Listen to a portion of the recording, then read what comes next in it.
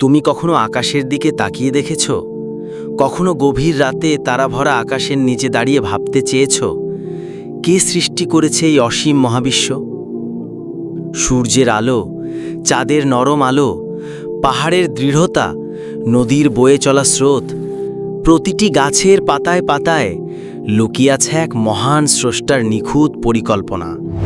তিনি আল্লাহ।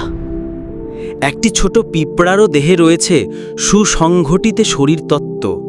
একটি গাছও জানে কখন কাঁঠাল দিবে, কখন পাতা ঝরাবে। আর মানবদেহ, চোখ, হৃদয়, মন, আত্মা, এগুলোর প্রতিটিই এক বিস্ময়। এই বিশাল সৃষ্টি জগতের প্রতিটি কণা চিৎকার করে বলে ওঠে, আল্লাহ আছেন, তিনি এক, তিনি অনন্ত, পরম জ্ঞানী, পরম দয়ালু। আল্লাহর সৃষ্টির মাঝে রহস্যই রহস্য। একটা শিশুর হৃদয় কখন হাসবে, কখন কাঁদবে, সেটাও তিনিই জানেন।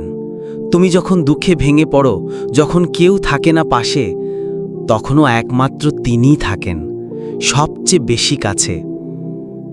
আল্লাহর গুরুত্ব কেবল আমাদের ইবাদতের মাঝেই নয়, আমাদের জীবনের প্রতিটি নিঃশ্বাসে।